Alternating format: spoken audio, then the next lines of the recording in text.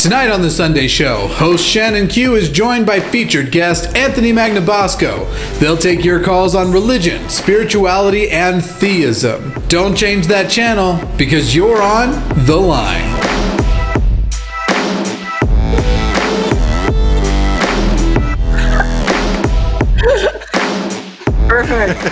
Perfect dancing.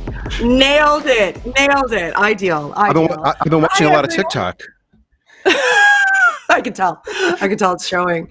Welcome to The Line, everybody. This is something that everybody has been asking for obsessively since I started YouTube and since I started hosting The Line, since I started hosting the Atheist Experience.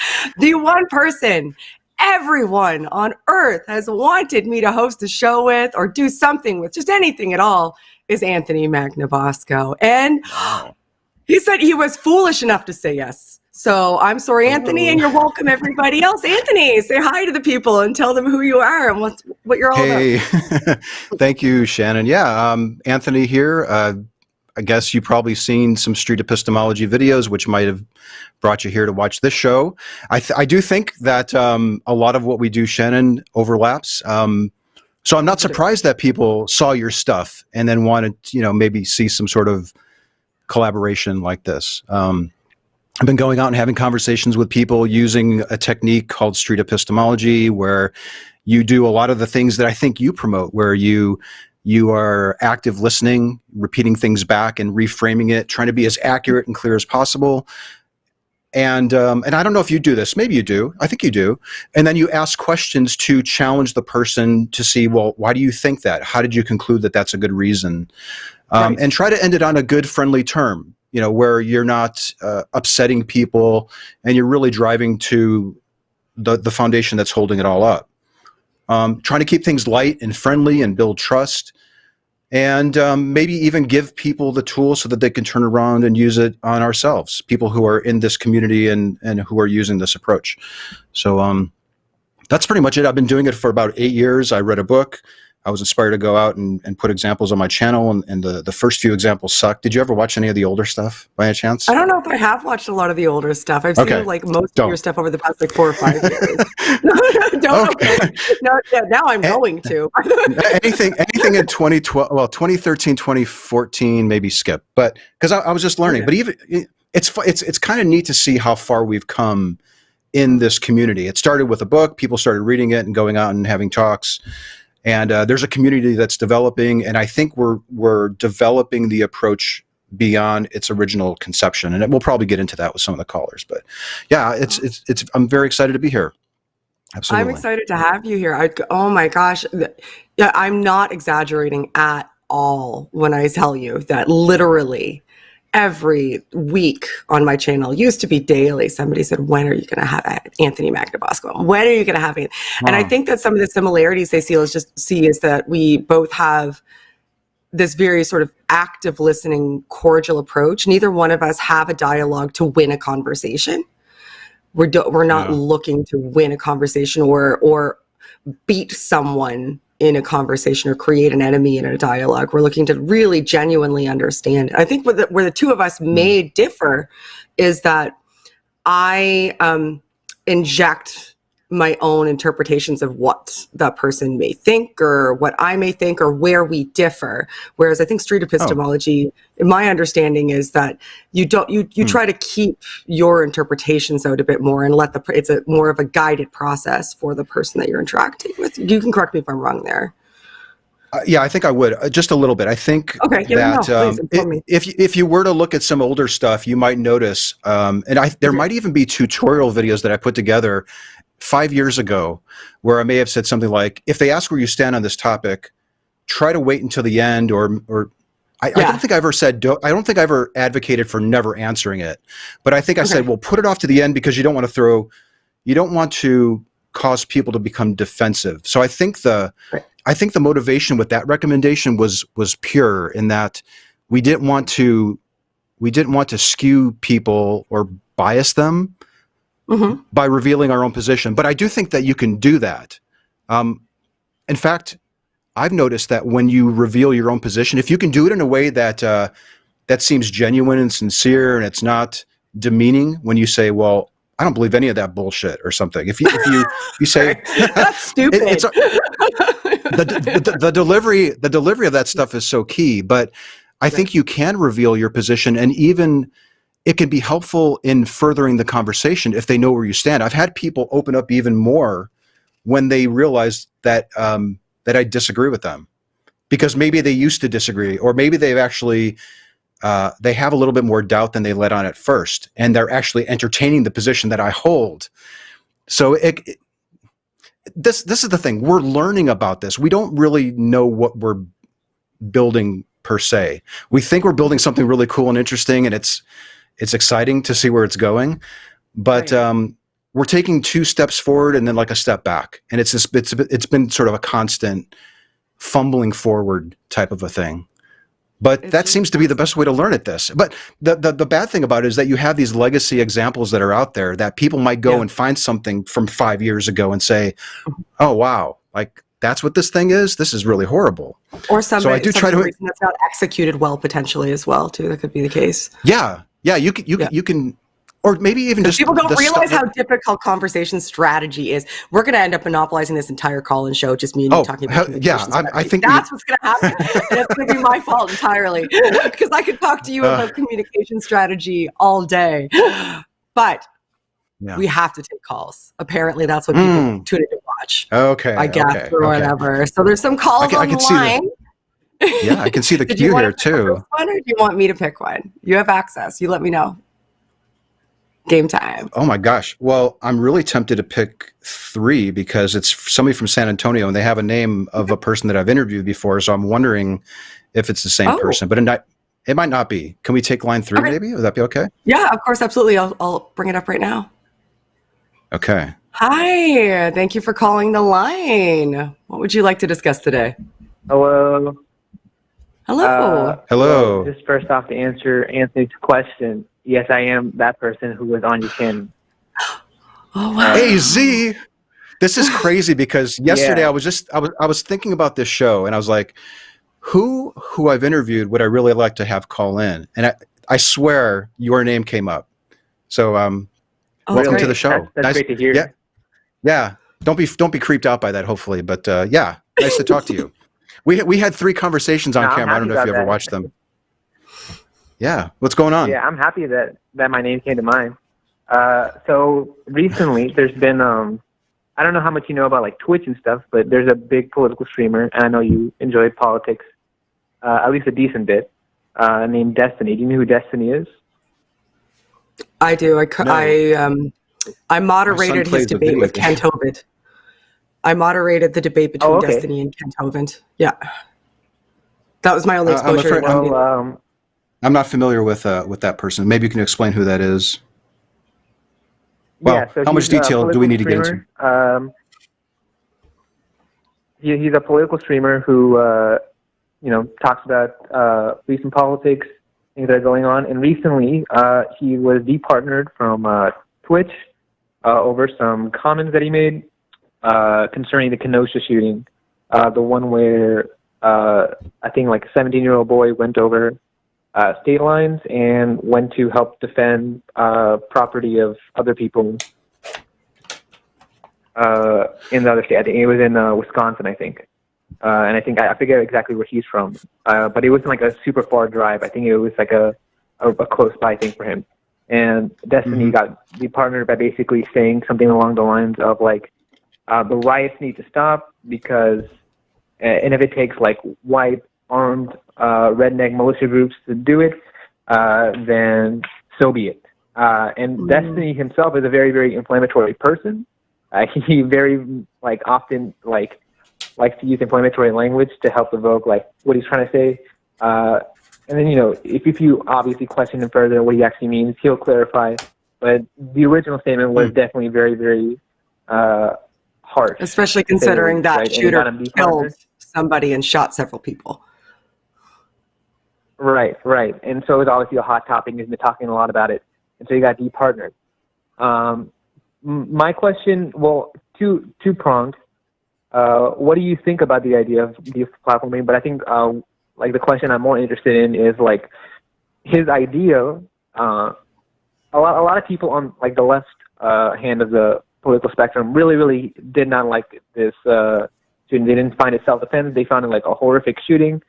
But Destiny seemed to go oppose that, despite the fact of him also being relatively left-leaning.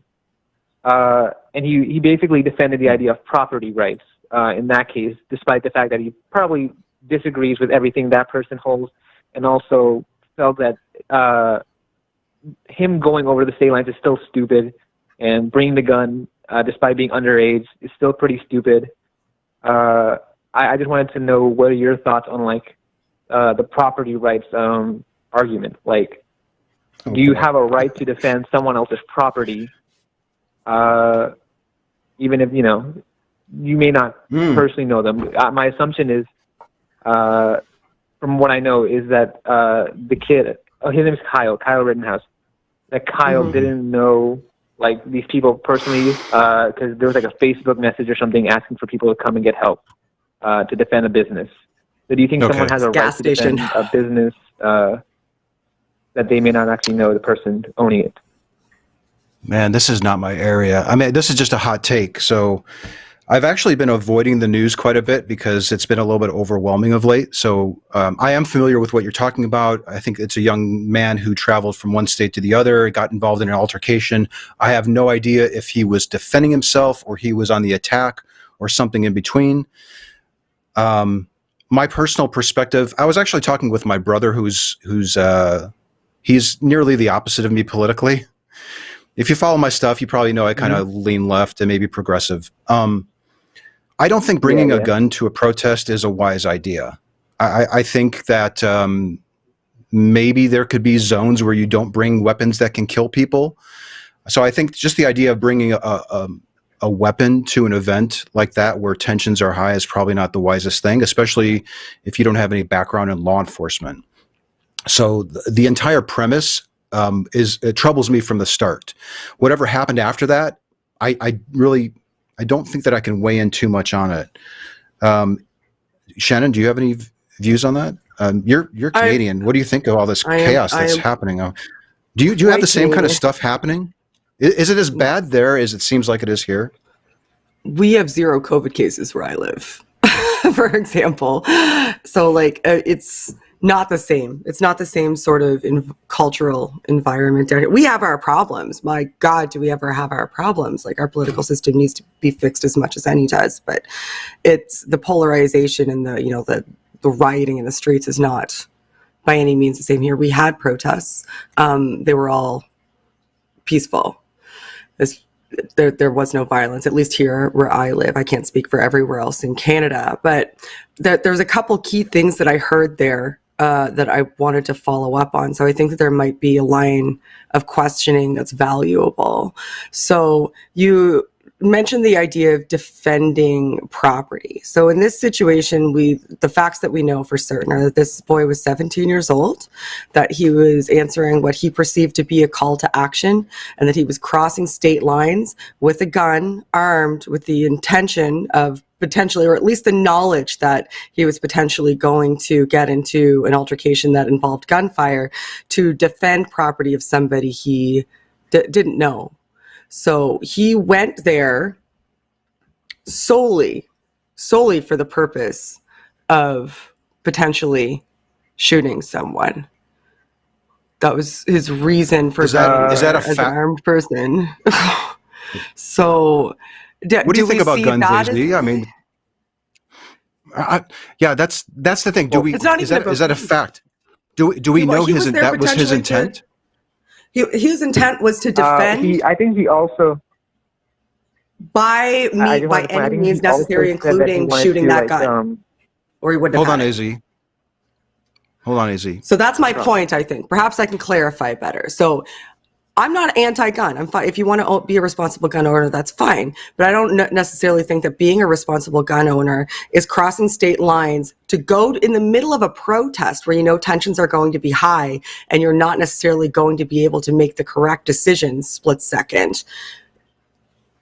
Armed with an assault rifle, knowing that you're going to come up against somebody who maybe is looking for an altercation with you. You do that with the intention that you're likely going to use that weapon. That's why you bring the weapon, and that's why you are there. So why would somebody place themselves in that situation without the intention of using that weapon? And are property rights more valuable than human lives? That's a good question. Yeah. What is your take on it, Daisy? So originally, I think I was very much on Shannon's side, but I think at least maybe I was convinced by destiny. Some of the arguments have convinced me, or at least moved me over. I don't know if I'm completely where destiny is, but some of the arguments have pushed me over. For one, like, do I think this guy is stupid for bringing a gun while tensions are already high? Absolutely. I think it was an incredibly stupid decision, and it could have been very easily avoided. That being said, like, one of the central questions that Shannon asked was, is property, like, worth a human life? And at first I said, well, no, obviously not. But then the more I thought about it, and some of the arguments that I heard were Can like, I rephrase maybe it? Is somebody else's property more valuable than a human life? This wasn't his property. Sure. Is somebody else's property. It wasn't his property. Right. So why was he there? Was he there because that property is valuable to him? And that's what property was he protecting? Was it a federal building, or it was the gas station? It was a business, yeah. Yeah, it just seems like a horrible idea to show up show up with a gun to a protest where you know tensions are going to be high. People are going to be using that sort of type 1 thinking. They're not going to be in the mood for a rational discussion. I mean, once the guns start coming out of protests, that would be my cue to leave. Because then I think it's right. I agree. Yeah, it's just a horrible premise to begin with. I agree. At least for me personally, I would never like risk my life for a piece of property. But I'm just saying, like, in general, for rights, if I take this, like, my parents, the reason I feel maybe partially I am a little bit more convinced is because my parents also own a gas station. So it's kind of like, okay, well. So you have an emotional connection to the issue. The exact same business. So, and obviously, personally, I would never go to my parents' store to defend the property. But I see why, because, you know, sometimes people you can understand that that's something, that's how you pay your bills, if you that's a livelihood. Business, you don't have much of a life left. Right. So was there an imminent threat of that business being entirely destroyed by the people that he shot? And is that a justification? I don't know for sure if there was an imminent threat. The shootings didn't take place anywhere near the business. I would assume one of them that there took was place in a parking lot across the street, and the other two took place in the middle of a street. So if the justification for it being okay is he was defending.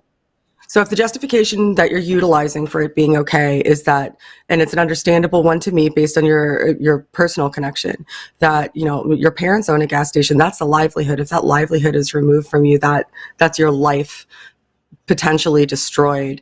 So you would want to do what you can within reason to defend that livelihood. So if that's the justification, I can kind of follow through down that line of thought. However, in this instance, he was no longer in a position where he was defending that property at the time that the altercations took place when he started shooting. So it takes it out of that scenario. So if that's the justification that you were utilizing in order to justify it to yourself, you just need to maybe contemplate that the scenario has been parsed to you in a way that's emotionally relevant, and thus has given you this sort of kind of maybe idea about, you know, why it's justifiable, but that's not exactly a fully accurate scenario in this particular situation. Does that make sense? Yeah, I just want to push back a little bit. I don't try to think that this is, like, obviously I do have somewhat of a personal connection because, you know, gas stations or whatever. But at the same time, I mean, I'm not trying to think of this from like a gas station point of view. I'm trying to think of this from like a business anybody's point of view. livelihood. If you have your entire livelihood, right? If you have your livelihood staked on like a business, and if that business goes under, like if my parents' business went under right now, probably wouldn't be able to afford college. There'd be a lot of like insurance and stuff that would obviously take a super long time to get. And you know, who knows if my parents would ever recover, right? And so like if in the area that he was in, there were protests going on, I think, for a few days, and there was some buildings being burned down, and there was the potential of your building being burned down. I can totally understand why someone would want to go out and try to defend that business, because if that business is destroyed, then it would be catastrophic to that person. Now, this obviously isn't his business. Right. Yeah. But may I ask you a follow-up question? I believe I understand, and I'm sorry if I gave you the impression that the only reason you cared is because there was a personal connection. It wasn't my intention. I just understand that you have a personal connection, so I'm sorry if I articulated that incorrectly. Right. So if your justification now sounds like something along the lines of you need to do what you can to protect your livelihood, and thus lethal force is okay. If somebody orchestrated a boycott that was absolutely going to end a small business, could you kill them? For a business? That would destroy the livelihood.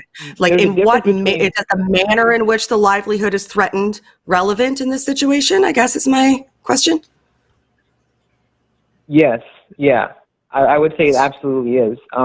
How so? The argument that I heard was when we go into business, right? Like, let's say my parents own a convenience. Okay. And what's your position, though? For the convenience store? Sorry, did you say something? I didn't hear you. You do something frequently that I've noticed, and you say that the argument that I've heard.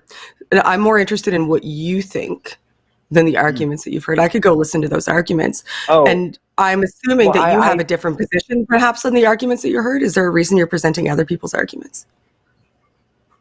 I do. I have leaned over, I think. I do believe that someone has the right to defend their property. I don't feel comfortable as a person, like as an individual, saying that you don't have a right to defend your livelihood. I feel like that's unfair of me to say, because so we're not talking about Kyle anymore. Livelihood is burned down, and then. But we're not talking about Kyle anymore, then, though, right? Because that wasn't his business. So I see that there's some justification switches that are happening. This happens a lot with narrative construction. I'm sorry. Go ahead. I was wondering if we can frame it a little bit differently. Like, let's say that there's a lot of chaos happening in San Antonio, and this individual drove to Texas from wherever state he came from, and it sounds like he was running around from location to location. Like, he didn't really have a goal to go to this specific gas station and protect it, but was sort of roaming around. Maybe, I don't know. I'm not familiar with the case. So, but anyways, this is what I'm envisioning. Sort of somebody looking for an excuse to defend somebody else's property. That's what it seems like to me. So go ahead, Daisy. From what I know about the case,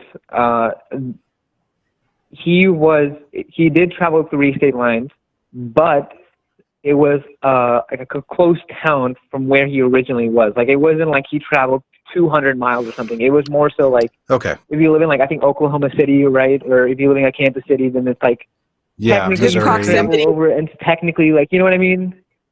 But right. AC, do you really think that his proximity to the location where it happened has anything to do with his motivation for being there? Well, like, in a sense, this is partly his community, right? If he kind of like grew up in this area, right? Like, if so, you say that, like, he was in San Antonio. So Bernie's pretty close, right? You could say that Bernie's a part of, like, the San Antonio community in a sense. So, more to Anthony's point, what does that inform you about his motivations for being there?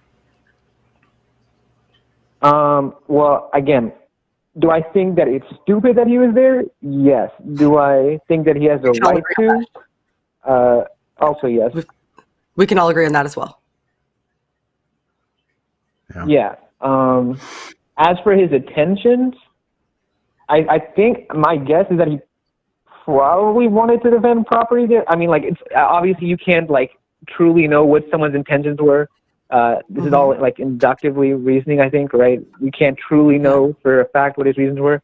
But I'm going to assume that he saw, like, the rioting, and he saw this, and he felt, like, morally justified to try to defend someone's property because of what was going on in the previous days. Again, like, does he have the right to defend someone else's property? Well, I mean, like, in this case, he was trying to defend, in a sense, his community, and if he felt like some kind of justification to, like, not have someone else's business burned down, I mean, I have a hard time, like, if I needed help, right? If I needed help defending my business, like, let's say if I wanted to do it, I would try to ask other people, right? I couldn't do it by myself. I would have to get some other people to help me out. But I'm going to interrupt you for 1 second, but the reason that I am is just because I think there's an important distinction here, because right now I'm not certain if we're discussing whether or not you have a right to defend property or whether or not this individual person made an appropriate decision.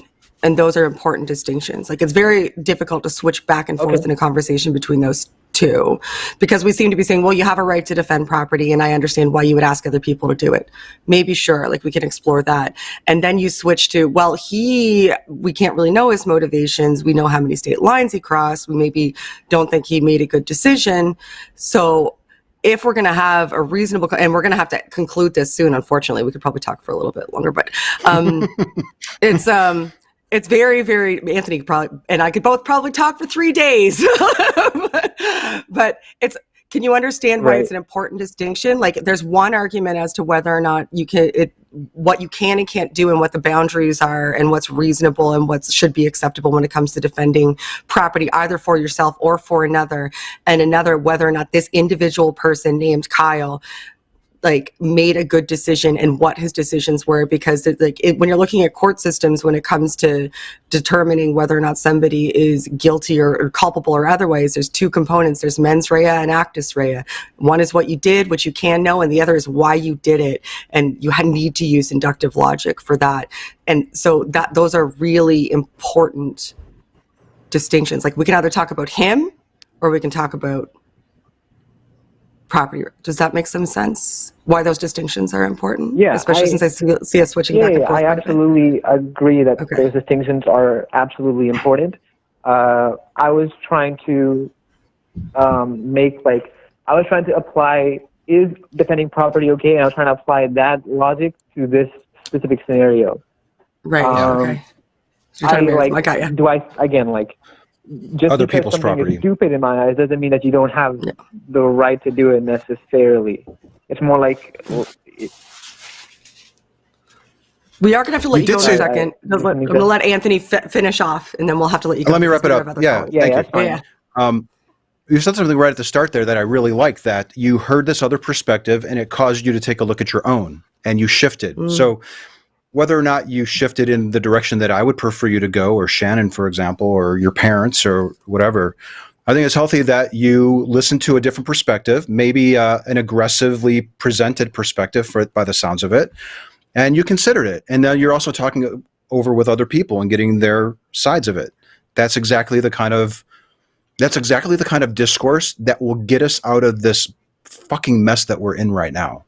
So I'm glad that you're jumping in and having these kind of conversations and listening to other perspectives. Are you using, I'm curious, actually, I'm selfishly curious if you are utilizing SE at all in any of your engagements.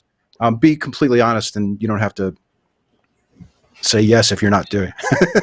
There's Shannon with her shirt. Maybe not in like a super formal way, but I'm definitely trying to have conversations in a very, very non-confrontational way. Obviously, like, the way this was presented was it was very, very aggressive. I'm trying to say, okay, well, if X premise lines up with, if every premise seems to line up, what do you think? It's less so like trying to get the other person to explain their position, and it's more so me trying to explain like premise to premise, and then trying to elaborate like why the premise like logically follows. I try to do the very cordial thing that you do. That's for sure. It's very hard to have these discussions very, very cordially. But maybe less asking of questions and a little bit more sort of just hearing people out rather than challenging them. That's what it sounds like you're saying. Maybe. Yeah, I'm trying to do that. Yeah. Oh, you are? Okay. Good. AZ, it was nice. It was really nice to talk to you. Like I said, I wasn't expecting you to call, but the thought crossed my mind that it'd be cool if you did, and I'm really glad that we talked again. And it was nice to meet you. It was a good conversation. Hopefully, it was interesting. Yeah. Call back Feel free, sometime. feel free to email me too. I got a ton more questions to ask you, but yeah. Yeah, me too. It's so hard when there's two people. Definitely will. Thanks, Easy.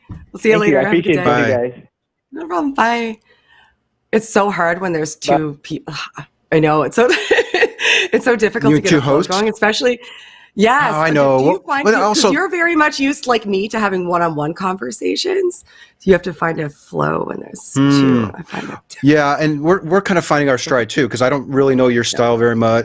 We haven't worked together before. Like if this was a weekly thing, yeah.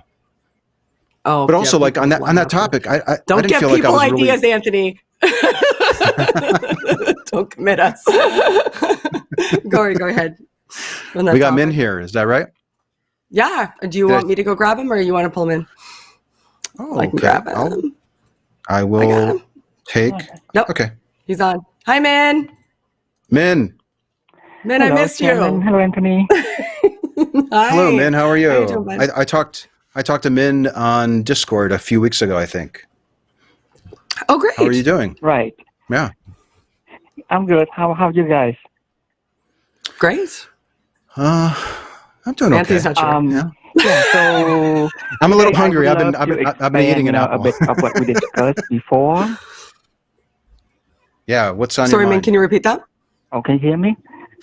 Yep. Mhm. Oh yeah. So I would love to expand a bit of what I discussed with Anthony before, and maybe Shannon, you can jump into because you understand human minds better than anyone I know.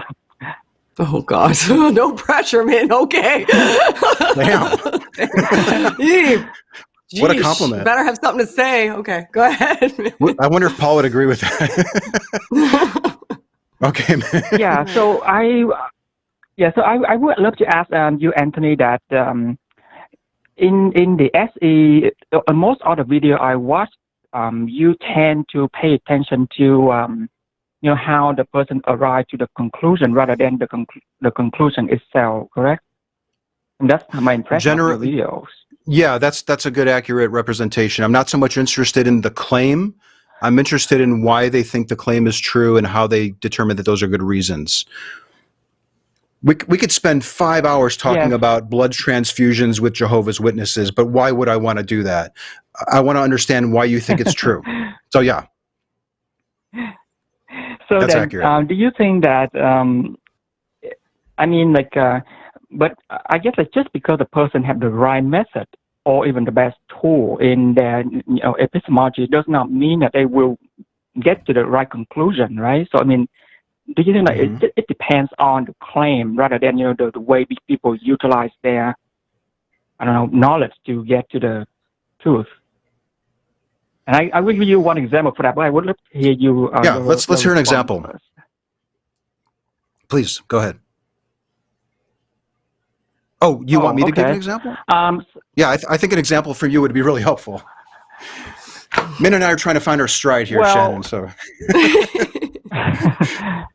you'll get it. Yeah, and Min's easy to talk to. Yeah, and I will twist a little bit of the example from a philosopher I heard of, but maybe we use a bit different here. So let's say that you want to have a cake, but and you ask me and Shannon to make a cake for you. I mean, in a separate occasion. And we know that in the cake we have the ingredients, the flour, sugar, and eggs, and all the stuff, right? Now, the method that delivered to the cake is the first thing we have to mix all the ingredients, right? And then you said that I want you to you tell me that you want me to use electronic mixer, and you want me to use a correct metric system, like a cup or that have the line to measure the ingredients, but you want to accurately measure the ingredients so you think it will make a good cake. Now, when you tell Shannon to do that, and she said, I don't want to do that. I'm used to making by estimation myself. It always works, right? And in the end, so when we make the cake that Shannon make, it's just as good as the one I make, even though our methods are different. And even though you think that my method may be more accurate than Shannon's method, but Wow. in the end, it's literally the same thing. So that's why I want to ask you, does it really matter if the end goal for you is just to have a cake? Does it make sense? I understand. Yeah. I think I do. I think I do follow. I'm not sure it's a perfect equivalent of what you might see in an SE conversation where we're examining fact claims about reality. It sounds, because I think this is also sort of preferences and tastes and subjective interpretations of what is a delicious cake or something. So this is almost like saying you could accidentally get truth, just like you can accidentally bake a perfect cake. Doesn't make it any less a cake. Right. I think, okay, so if you're asking, could people stumble into truth claims? Could people stumble into the truth of a claim by using a faulty epistemology or bad reasons? And if that's what you're going for, I would say, yes, it seems like that's the case. However, it could be problematic if you continue using unreliable methods and poor reasons for future things. Like, you might get lucky. The idea of a clock being right 2 times a day kind of comes to mind. And the corollary is also true. I could be realizing that I've got a really good methodology and I have really good reasons, and I think that I actually have the truth, but in reality I don't. So it kind of cuts both ways, which is why I think that we need to be conversing with people about the things that we think are true, so that we can be comparing reasons and methods. What reason or maybe recipe might be the equivalent here. What recipe are you using? What recipe am I using? Let's compare the results.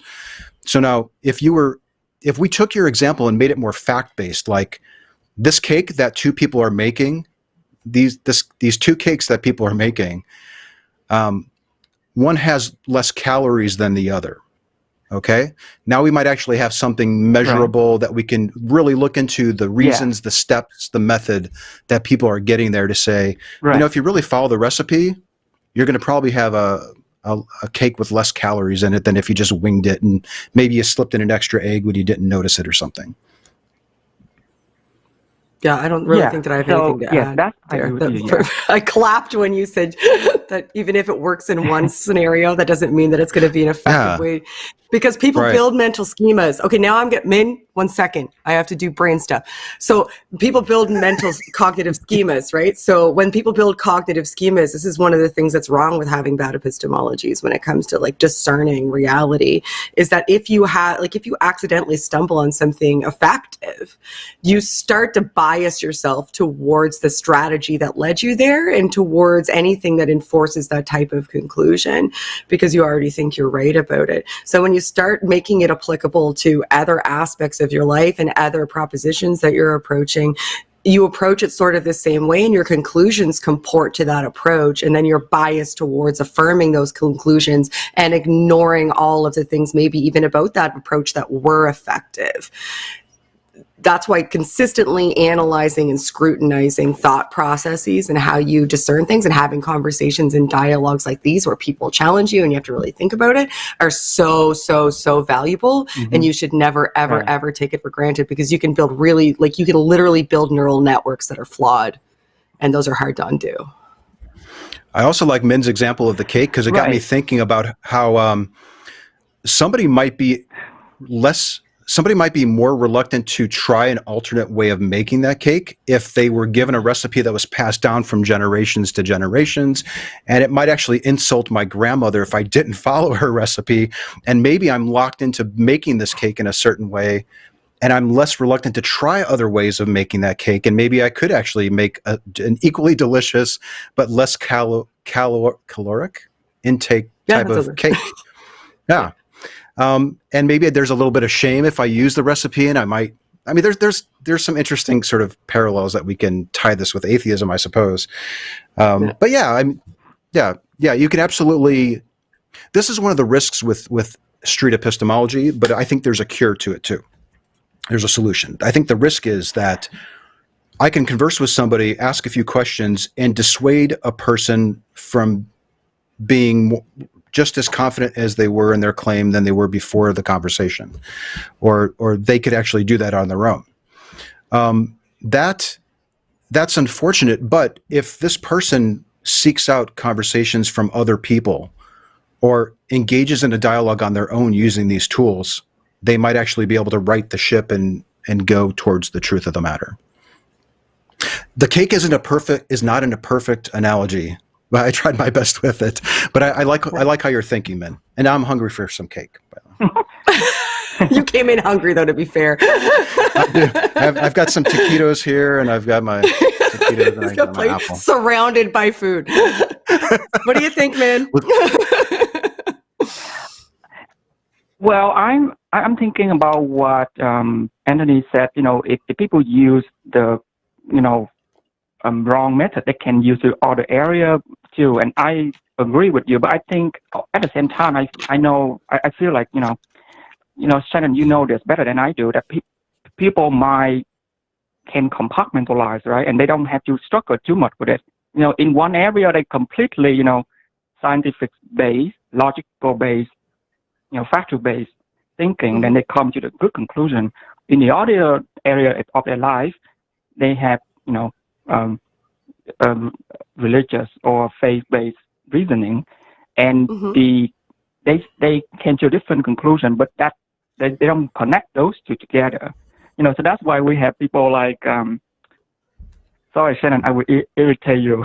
Like, Jordan Peterson, when he said that, he gave up smoking because he had a mystical experience. What's the safe word? I don't know what he had, but it worked for him. And for some other, they give up smoking without any, experience like that. So I think, I guess it's a human mind that can, separate what works for this area, but what works for another area. But, right? I mean, if you're, okay, so I understand what you're saying. You're saying that just because someone has a mental schematic that they use in one scenario, like let's say faith, doesn't mean that it's always going to be the schematic that they're going to use in other areas. And absolutely, because we build a multitude of them. But I guess what I'm saying, and let me see if I can articulate this well, because it's a complex issue, is that if you have a faulty one, it's better to have one that's not, right? Like if your argument is essentially that, okay, well, people could have faulty schemas that led them to an accidental truth, and then they could have a schema in another scenario, like a way of looking at things that in another scenario, or a way of approaching things that, works better in that situation. Like they found truth, like demonstratably, they can demonstrate the truth in this situation, but they're using a different schema in another situation. They have a different way of approaching things because they're capable of compartmentalizing and differentiating the two. Then shouldn't that be okay? Right. And I guess what I would say is, why should we be okay with acknowledging the fact that we can have faulty ways of looking at things in one scenario? And like, that just seems like special pleading for religion. Like, well, we're okay to like look at this thing and not have to scrutinize it and utilize the same tools that we use in other areas to find truth. We're okay to just compartmentalize that and put that over here, and then use this one that we admittedly are saying is faulty because, it's not necessarily directly affecting the way that we approach the others. And that's a big necessarily, because you can look at many, many examples outside of your smoking example where the opposite is true, where people have those faulty schemas and then they bleed into every other aspect of their life, and they think the earth is 6,000 years old, and that gay people can't get married, and they shun their own children, or they go to secular therapy, or they won't take their medication, or they won't get a blood transfusion. So you can't say, well, sometimes it's not awful, so that means we should think it's okay. Yeah. Why would you lower your standards in some situations than others? Why wouldn't you use the most reliable and repeatable and demonstrable methods that you can discover for all the aspects of your life? Well, why would you wing it? Why would you wing it and make a cake when or follow that same approach when you're deciding what school to send your child to? It seems really haphazard. Now, you might get lucky and make a delicious cake. You might get lucky and send your kid to a university and they excel there. But that's the question I think that you have to ask yourself is how far is this method, if I keep repeating it, going to get me consistently? And I think that's what it seems like is going on here, is that humans are constantly employing different methods, and then we're evaluating which ones seem to work best and for us and which ones don't. And for some, faith is good enough for them. They can take it on faith that they can wing it and make their recipe for the cake, or they can take it on faith that something is true, and that's good enough for them. But I think we all recognize the downfalls of going that way. Well, I guess my answer would be, well, and I'm not good at philosophy, but I hear that people have, reliabilism does not necessarily lead you to the truth about something, and I feel in reality we can see that too. So Shannon, I think like you understand psychology, right? So you see that sometimes like medication does not work for on some people who suffer from depression, right? But cognitive therapy does, and I don't know. Not always, though. But they do, but then they rewire a person thinking to reason themselves out of their condition, and I think that's where I think that has a lot to do with wiring of memory nodes, which is actually really interesting. But I mean, by the same token, cognitive behavioral therapy won't always work, and it's not usually depression. It's things like PTSD, sometimes depression, anxiety disorders. Those are the things that cognitive behavioral therapy is likely going to work on. Sometimes it needs to be in conjunction with medication, and sometimes you need medication. Like you really, really need medication in order for it to start being effective. And a lot of the time you don't need medication at all. Like I don't want to turn this into a debate about medication, but I think what it comes down to for me is you should always scrutinize your beliefs and your thought process. Just because there is no one perfect way to always discern truth in an absolute sense 100% of the time doesn't mean that you shouldn't consistently scrutinize the way that you approach things. And just because something is comfortable or it led you to a place that you might consider to be at least currently good or somehow advantageous, that doesn't mean it's always going to be the case. And any therapist worth their salt is also going to tell you that you need to figure out consistent and effective strategies that will work over time. Saying that everybody should be skeptical of and scrutinize their thought processes isn't the same as saying that you should abandon your belief systems. It's saying you should figure out why you have them. But I think people, when they hear that, what they hear is, you want me to throw this away, and I'm not comfortable with that. This might be a warm blanket. Why are you taking away my warm blanket? I like this blanket. Who the heck are you? And I'm not saying you need to take away your blanket. I'm asking you if you need it. And maybe the answer is no. Maybe there's a better blanket, and you're just not willing to look at it. Look for it. Maybe it's not even cold outside. And the blanket is just is worthless.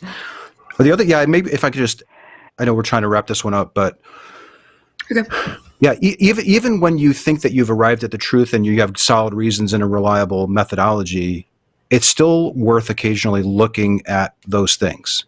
Don't get locked into it, because you may be closing yourself off to better reasons and better methods that you can apply to other aspects of your life. Yeah. Right. Always room for improvement. Yeah. Thank you, Min. Yeah. So, I that's why I love to talk to you. I love talking to you guys, because you always keep me in check, because I admit that, I do exercise. I love you. I think you keep us in check. I love your calls. But, he's great. I always, I don't, forsake doubt. And I have to admit it, because I guess my religion allows me to have doubt. But for other people, it's going to be a detriment to to their mind. That's why they have to hold on to it. For me, it's just if it's wrong, that's fine. It's just a metaphor. That's not a problem. Whatever. All right, but we do have to let you go. I always love talking to you. Thank you so much. Thank you, Shannon. Good chat. Thank you, Anthony. Have a good weekend. Bye. All right. Min's a regular. You got another idea? Yes, I love. Yeah, Min calls all the time. Do you have any other ideas, bud? Or for want me to spin? What do you mean? Yeah. On that topic or the next caller? On the next caller. There's somebody that looks like maybe from the 512 area. Wants to talk about street epistemology. Can we take that one? Sure. Yes, of course. I'm a little biased. Sorry. It's all right. I'll allow you to be an egomaniac, Anthony. It's fine. I'll just deal with it. Hi, Aaron. Are we saying that right? Hey, guys. Yeah, is it Aaron? Yeah. Aaron's good. Hi, Aaron. I tried to have him sell it as AA Ron, but I was just being silly. Oh, we saw that, and we had a little discussion about that. How are we going to address this person's name? What's going on today? No worries. Hey, I want to start off by saying the way that you introduced yourself, Shannon, at the beginning of this episode was, I think, really perfect. Like I have thought for a while that as far as atheist YouTubers, both of you, I have told other people, like, you've got to listen to these two because they model. You actually hit the nail right on the head. Model active listening so well, and I really appreciate both of you in your approach. Anthony, your work in street epistemology was something that was really helpful for me as I was leaving theism and deconverting earlier this year, because I actually finally admitted it to myself just as we came up on COVID that I'm no longer a theist.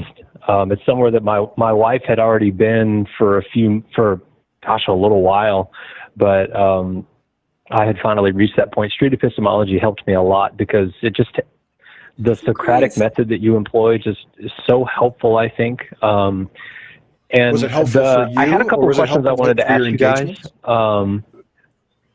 Sorry, I talked over there. I'm wondering, was it helpful for you particularly and your interactions, or just for you? I'm curious how exactly it was helpful for you. I think it was helpful, just not necessarily in my interactions. I feel like I need to study on how to implement street epistemology effectively, because I've always been the one to want to point out where someone is wrong when I'm talking to them. Knowing that about myself is really helpful, but internally helping me understand where, just going through the conversations and saying, how did you arrive at that conclusion? Do you use faith to arrive at other conclusions to determine that things are real? Asking questions like that really, it hit me in the gut and really made me think it just really affected me and helped me, I think, frame where I was already going anyways.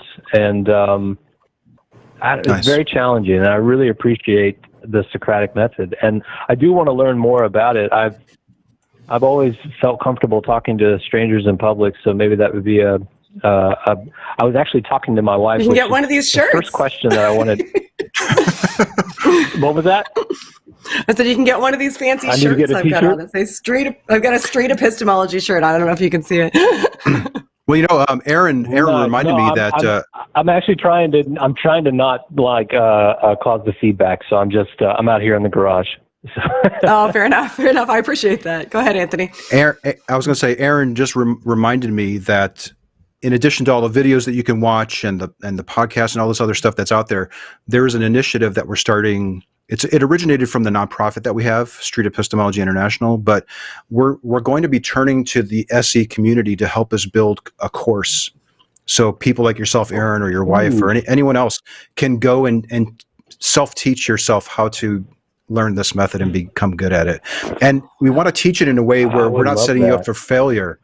We don't want to set you up for failure, but we want to teach you what to look for so that you know what response or what tool might be good in that situation. So keep an eye out for that. Right, because of everything, because if all you have is a hammer, all you see is nails, and then you try and hit them down with, I really appreciate that. My wife asked me one of the when I was telling her about street epistemology and why and I've said it several times, and I really want to get involved and learn that. I have not, and this is something that I really feel like that I need community. I've not really reached out to the ACA or anything since, quarantine. And so in part, it's hard going through deconversion completely. And I have a handful of friends that could say the same. My wife and I definitely went through deconversion together, but I get a feeling that I'm needing community, and that's something that I'm really considering doing is reaching out to the ACA but also getting involved in what you're talking about. I feel like would be really helpful. My wife asked a question of me. So why have these conversations with people in street epistemology? What is the motivation? Are you just looking to deconvert people? And the impression that I've always gotten from your conversations that I've watched is no. Teaching critical thinking skills is valuable in any part of your life. It doesn't have to just do with faith, but Socratic method is very helpful just to live life in general. But I wonder what's your stock answer to that? And if you could expound on that, how do you answer, like, why do you do this? Why can't you just not care what people think? And he's helping you answer a lot. It almost sounds like you could answer this, but the motivation behind the people who practice it, you're going to have to ask each person individually, because some people will say, I think street epistemology is a great tool for deconverting Christians, and they could probably utilize it for that purpose. I do think that that's the case. These days, and I think I wouldn't be honest if I said that wasn't my initial intention, because I read a book that said, this is how you can do it. And I was having knockdown, drag out debates with Christians, and it was impacting my relationship. So it appealed to me. It checked all the boxes for me. But what I didn't realize is that it's a tool that can be used for other things. And sometimes, very often these days, my motivation is to help a person take another look at their reasons and their methods and have them self-evaluate to see if it lives up to their own standard. Not mine, theirs. And what usually happens is that when you ask these questions, it results in the person being inspired to take another look at their views, and then maybe adjusting their confidence and maybe even completely abandoning the belief. And there have been people who have been on the receiving end of SE who have abandoned views, or they've decreased their confidence or increased their confidence in their claims. So ultimately, I think my motivation is to bring clarity to a person's view so that they can decide, where do I go next from here, and make myself available. Let me just finish, put a period on that, and try to be around it. And try to be around for them if they need help, because that process, as we know, we are all former believers, it sounds like. I think. I'm not exactly sure, Shannon. I think you were a believer. Oh, yeah. Yes. It could be very upsetting. So you have to be somewhat cautious when you use the approach, because you can really upset people's views quite a bit. But my motivation for using the approach can even change as I'm using it with somebody. That's another kind of an interesting factor. But I don't know. I hope that answers. Are you constantly fighting back the feeling of wanting to get, I imagine that it must be difficult to constantly fight back these feelings of like, man, I really want to lead this person to what I feel like is a good place, and feeling like you might know what that good place is. It's tempting. It is tempting, especially when you can see the trauma that can come with these beliefs. That is a powerful sort of anchor that's sort of pulling me towards, let me just help them get to the point where they can realize that this is stupid and they can abandon it, because I could see that it's harming them and it's harming other people around them. But I I try to draw a line for myself and say, I'm not willing to go that far. If they can discover that on their own, and then they can make that determination of where they want to go from there, that's good enough for me. And I think at some point, if you push beyond that, then you're evangelizing for a worldview. And I don't want to be an evangelizer. I don't want to be a proselytizer. I don't want to be a street preacher. I want people to take another look at their views and to say, here's my standard for deciding what's true or not. And I have a high standard when it comes to all sorts of things in my life. Am I being consistent with this claim? And am I willing, is the truth important enough to me to be able to take the personal hit and have to rebuild maybe? And you said something really interesting, that you and your wife both went through this simultaneously, it sounded like. That's very interesting to me. And I think you might be somewhat in a more fortunate position if that was the case. I don't know. But yeah, I'm kind of getting off track there. Yeah. As I am apt to do. Oh, well, I feel like you and I could go toe to toe for getting off track. I'm out here in my garage where I have conversations with friends, and I often get off track and monologue things. But Shannon, I was curious. So I feel like, Shannon, that I could just become a patient of yours, even though, from everything I've heard you say and explain about the brain, even though I know that I don't. Not a therapist, though. Are you a licensed therapist? You're not a therapist. No, good. Yeah. No. But I didn't study that kind of psychology. Actually, I studied cognition. Yeah. You want just a passion of mine. You want people to know this is not my healthcare time, right? Yeah. Yeah. No. any. But consider nothing that I say professional clinical advice from a therapist. I am not, nor have I ever been a therapist. Yeah. That is a good disclaimer. My degree, not in that. Yeah. I think something that I'm struggling with, that I feel like people who come out of theology struggle with. I have a really great relationship with my parents, but I'm constantly thinking about what they are thinking. I would love to not give a shit anymore about what my family thinks. I don't know that that's actually, I don't know biologically that that's even possible, but empathy is a bitch, isn't it? Yeah, it really is. But I really, I'm constantly, you know what it is? I constantly check my mother's Facebook to see if she's posting some shit that could offend me. And I think, like, why do I do this? I mean, Facebook's an easy place to go to get offended, because it's just before you deconverted with the things that she posted offend you. Sorry to interrupt, but before you deconverted, would the things that she have posted been similar but not offensive to you? No, I would have posted the same thing.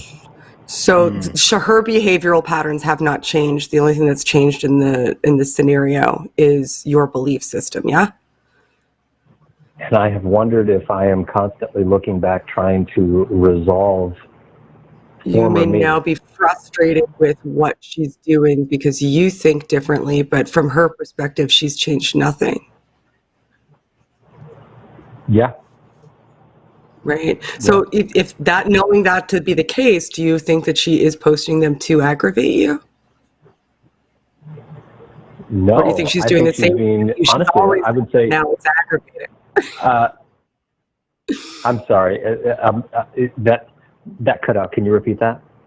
I said, knowing what you know now, after this little brief exchange, do you think that she's posting those things to aggravate you, or is it more likely she's doing the same thing that she's always done, only now, because maybe you have some uncertainty surrounding the relationship, you find it aggravating because you're imbuing it with other things, like maybe now she knows that I don't believe this. Why is she still doing it? Is she doing this specifically to direct it at me? Is she doing it more or less because of me? Is she feeling anxiety because she knows I see it? Is she doing it because she wants me to feel anxiety? And a real quick way around those things, if you already said you had a good relationship, is to have a conversation with her and not with yourself in your head about what you think she's doing. Talk to her.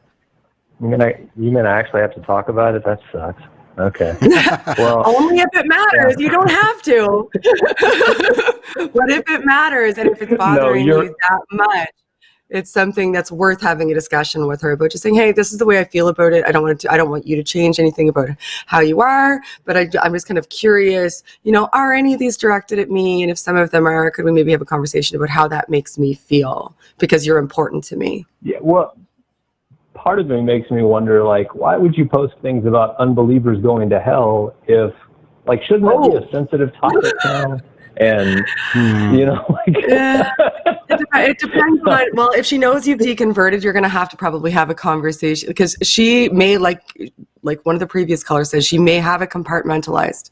She may have it entirely compartmentalized in her head, where when she's doing it, it's pertaining to everybody but her son, and she's just not got you in her mind at all, or she thinks you're going to come back. Well, these are all reasons, or it's directed at you. That other people That's a possibility too.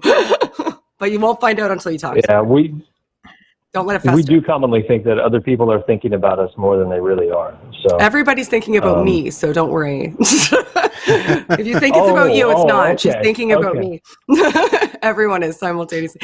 We do have to move on to the next call. We've got like a series of people in queue, and we're already like getting close to the. Thanks for calling. I appreciate your call. Guys. Thanks, Aaron. It was nice to talk to you. All right. Thank you both. So, I wanted to say one more thing for Aaron. He mentioned community. He's looking for a community. Of course, there's the ACA Discord is good. There is a Discord for street epistemology. If anyone's watching this, maybe you can drop in a link to that. That is a great place to go to talk to people from around the world who are learning this approach. They may even have specific advice for how you can engage with your mom using SE or perhaps other ways. So check that out. That was one of the ways that I was able to deal with the stress of seeing your loved ones posting that stuff, and it almost seemed it seemed personal. Like they're just doing that just to irk me. Especially once they know. One of the ways that once they know, and then they may say they say something, or they put a picture up when you were a kid. Or there's all sorts of little ways, and sometimes I think people they think they have a duty to bring you back to the fold. So I think it's coming from a good place. That could be extremely frustrating when it happens. But immersing myself in a community of people who were facing a similar situation helped. It helped, and it helped me to focus on SE, quite frankly, because it gave me tools that helped me have better conversations, and that's what was lacking ultimately. Mm-hmm. Yeah, no, that's great advice. Community is super important. You gonna make me pick all the calls here tonight, or do you want to grab one? I'll pick one. Fine. It's my turn. Let's see how you like this. All right, we're gonna talk to Hunter. We're gonna take call 6. Hi, Hunter. You're on the line. What would you like to talk about today, Hunter? Hello. How are you? I am lovely, my friend. How are you? Doing good, Hunter. What's up? Doing great. We'll just talk about. I called this show maybe a couple weeks ago. I don't know if you remember. We discussed the kind of like Aristotelian cosmological argument, and got into things like divine simplicity and vaguely, the consequences of that belief.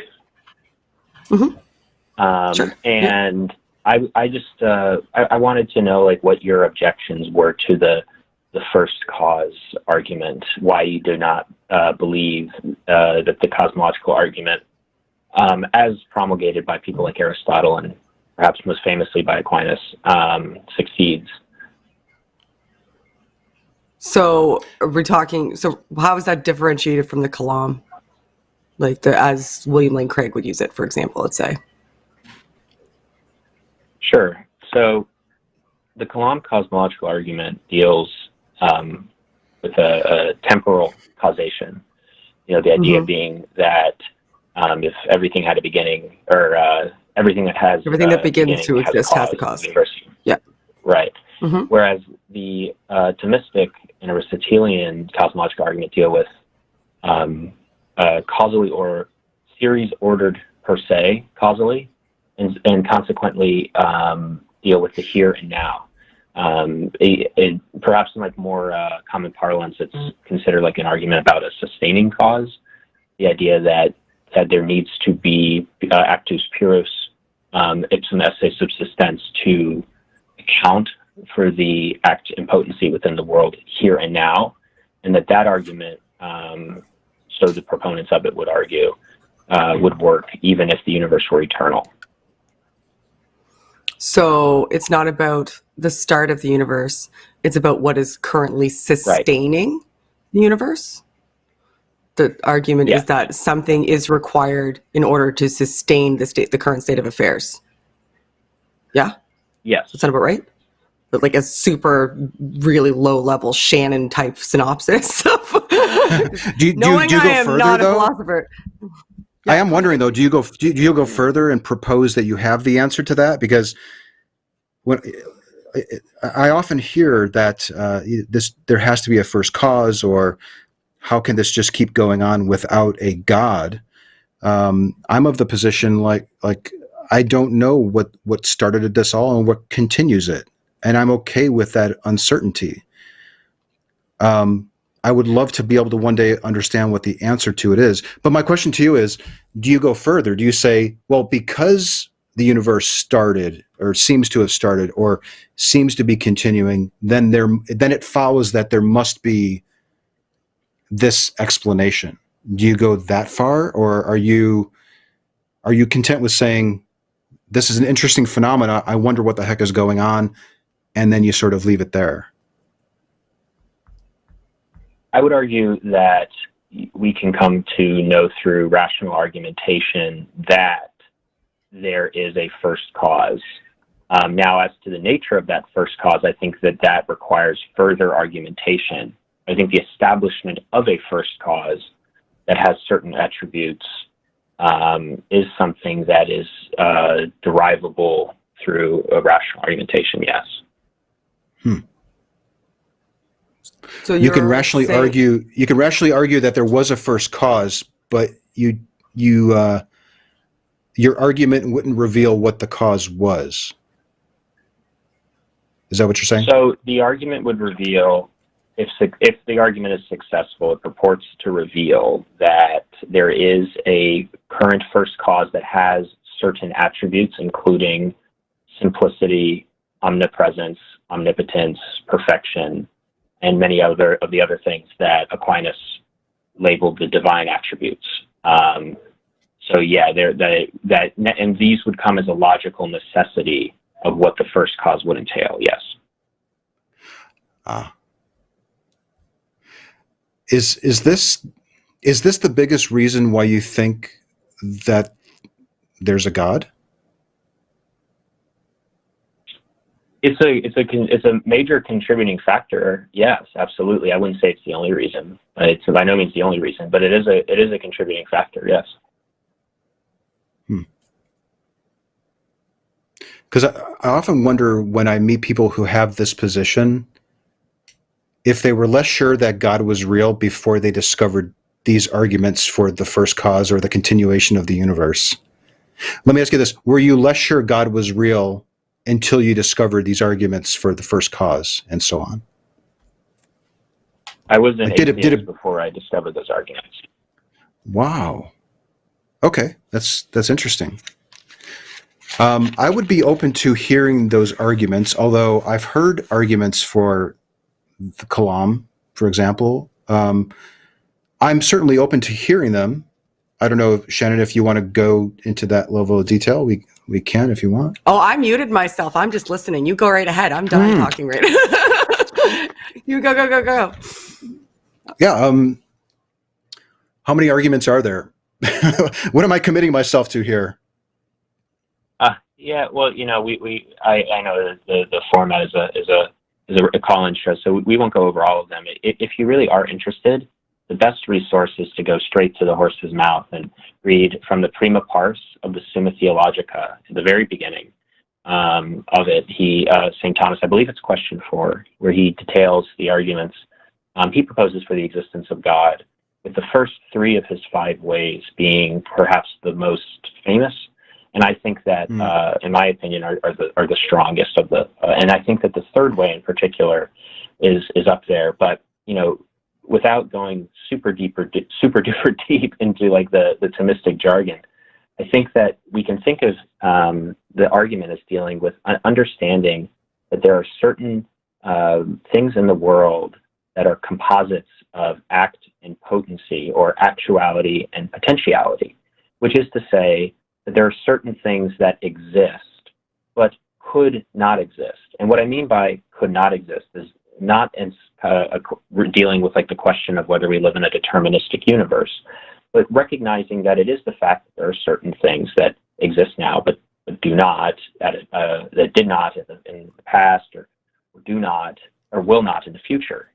So, you know, like I'm sitting at my desk right now, and there's a cup next to me, and there's an explanation for why that cup exists, which is to say that we can look at the material that makes up the cup and say that it is formed or shaped in a certain way. We can go deeper. We can look at the chemical microstructure. We can look at the atoms that bond together to make up this cup. We can, we can go deeper. We can go to the quarks, the leptons, the gluons, and at that point you're getting above my pay grade. But the point being is that what we see is a chain of causality here, in which the latter parts of the chain depend on the concurrent existence of the prior parts of the chain in order to account for their own being, which is to say that if those atoms which made up the cup were all of a sudden across the room or across the country, that cup would no longer be there. In other words, that cup's existence right now is causally dependent on other factors. Well, that chain cannot in principle go on forever. The analogy I would use would be, it's like if you plug in your computer to a power strip, like an extension cord power strip. Well, what if you plug that power strip into another power strip, or plug that power strip into a further one? And, I would argue it is nonsensical to argue that you could power up your computer by plugging it into an infinitely long number of power strips. Eventually you have to reach the wall, which is to say something that by its very power powers it. I mean, it does not derive its ability to give power, but simply is power. Yeah, I think I follow. I follow you. That's kind of the bare bones of it. I hope that St. Thomas is looking down on me with a smile, but I think that I gave it a good. Yeah, it's good. It's been a while since I've read Aquinas, but it's my understanding, because I remember thinking Aquinas is starting with the assumption that there's a God, and then he's drawing all these conclusions for it. But it's been a while since I've read it, so I'll have to refamiliarize myself with it. It seems logical that there has to be, like, if someone were to ask me, like, what's the best argument for there being a God, that might be the one that I would sort of point to. But then sure. I still think it's an unknown, because, well, is there a specific God? Are we arguing for deism here? Could it be? Does it have to be a God?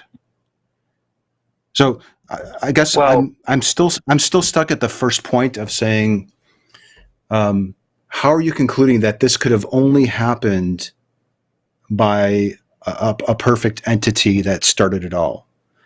That's where I would be. Sure. I don't know if I necessarily want to go further than that on this call, but I'm interested. Yeah, I'm very interested in it.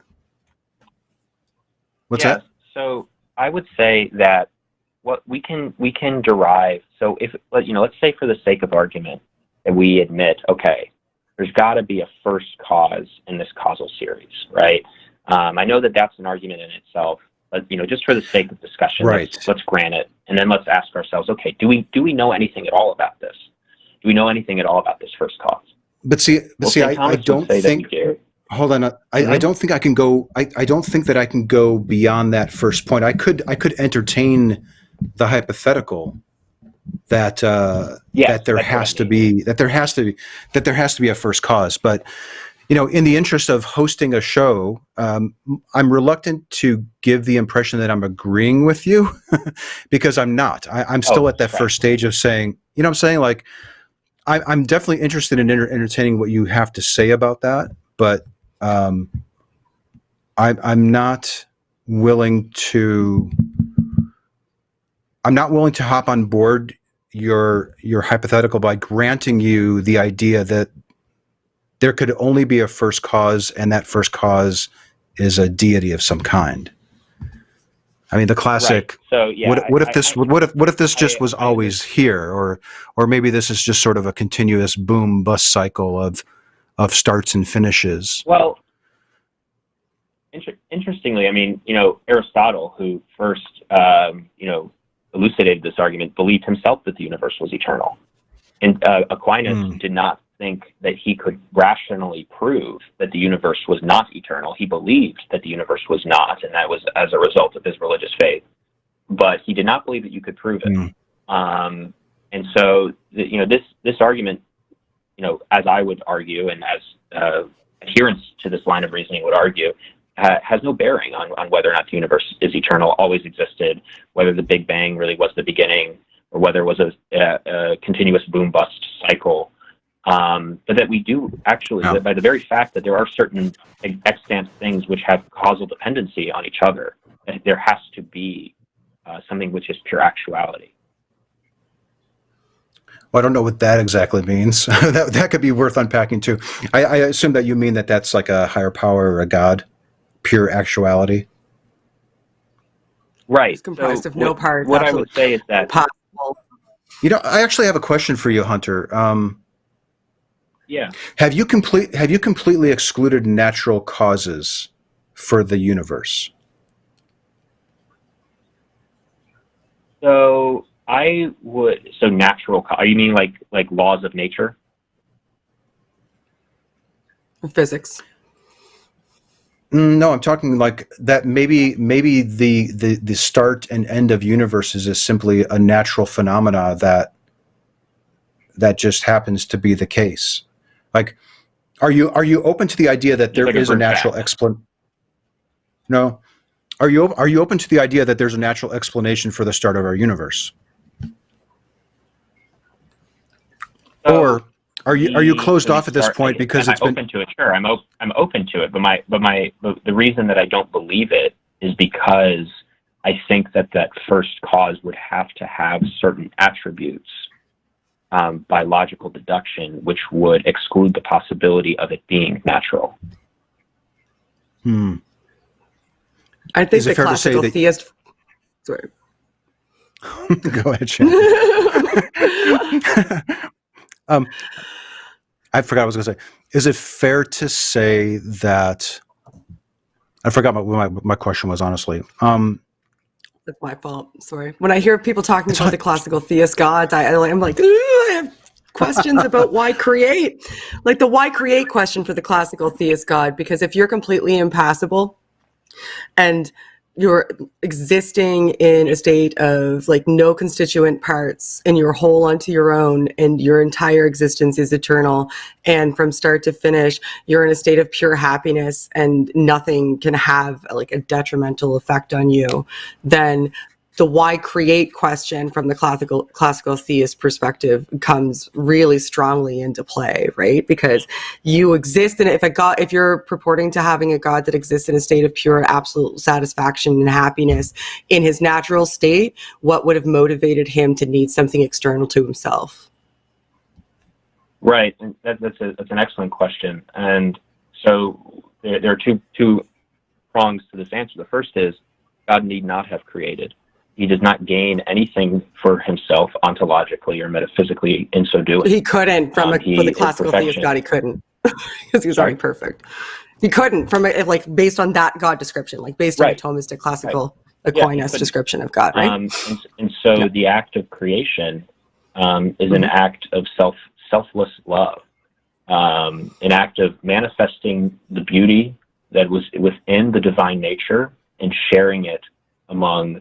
As an act of pure selflessness or pure love. It is not something that God. Is that one of the attributes that you're talking about? Sorry. I'm sorry. I was wondering. I cut you off, but I'm sorry. I try not to do that.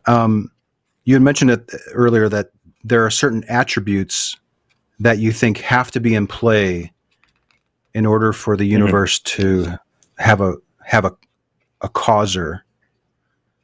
Like, how are you developing these attributes? Are you sort of backing into them logically? How did you come up with these? Yeah. Is the love one of those attributes? Like this, there has to be a loving God that started it. Right. Yes. I would say that the first cause has to have an aspect of love within it, and that is in itself derived from that there has to be that it has to be good.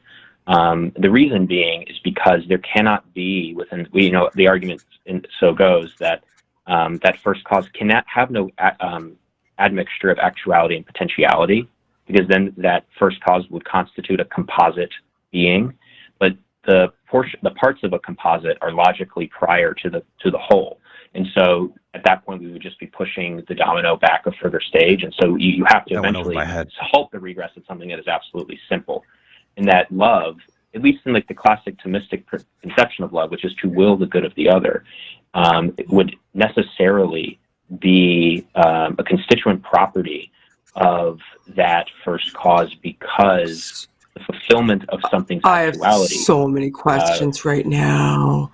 I have so many questions. Okay, yeah. So I've been on characteristically shutting the fuck up, and that's not usually my thing. So if you're so I understand what you're saying. So you're using love as the foundation that all the turtles are standing on, so that they have a foundation to stand on, and that they're not turtles all the way down, right? So you're saying, for whatever reason, because to solve the problem of why create, if the God you're talking about, the deity you're talking about, is impassible and exists in a state of like pure self-satisfaction, you need a reason. So this God needs to have a desire then, though. So like loving somebody is a state of emotion, and that state of emotion affects impassibility, because then you have desires for and are affected by things that are external to you, right? So if I love you, love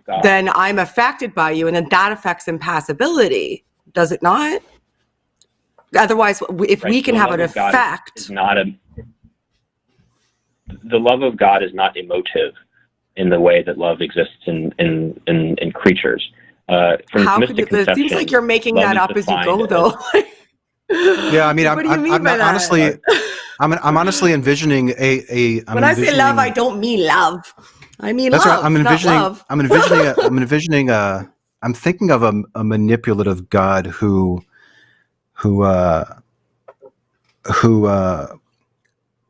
maybe wants us to think that he loves us or something. I'm not exactly following. I know you define love as the will to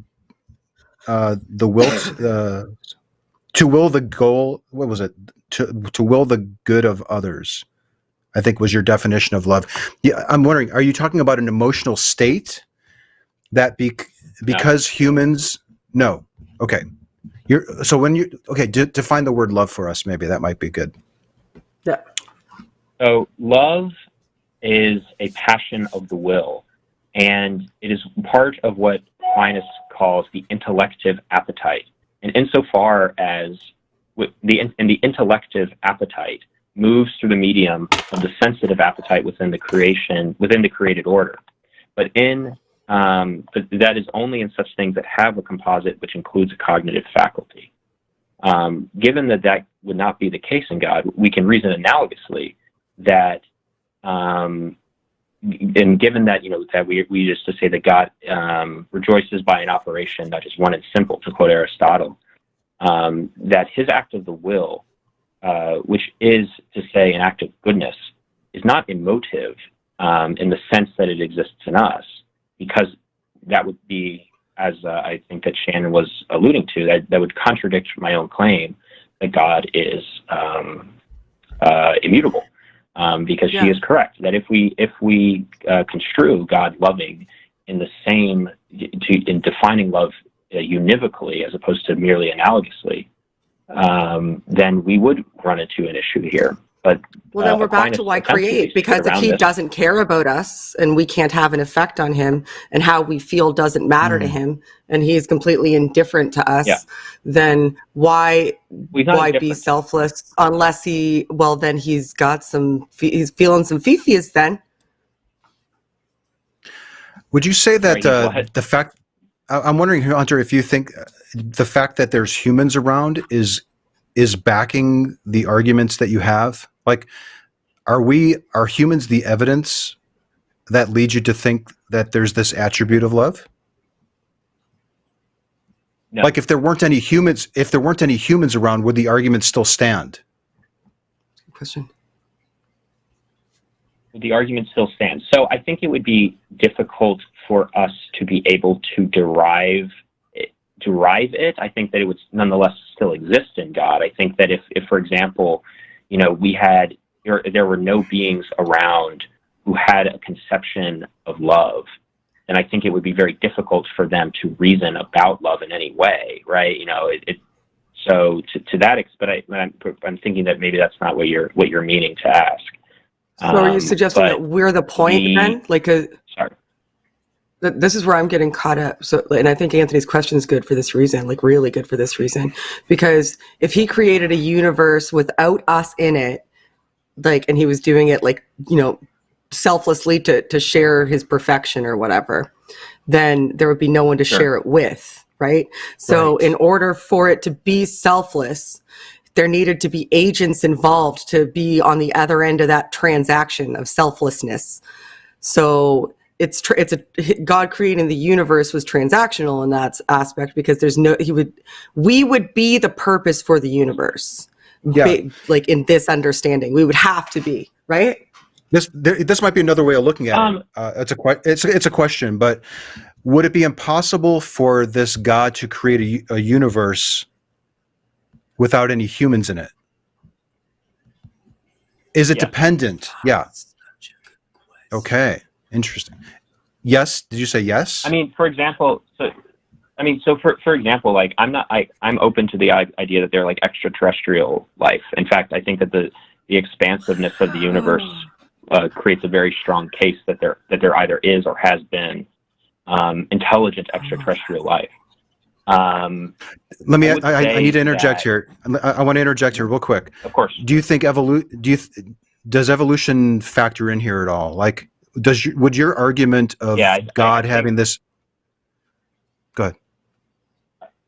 I think that the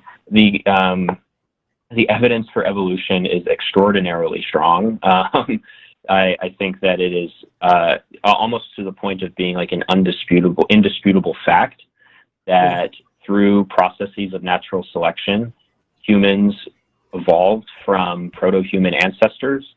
I don't see how to. I mean, okay.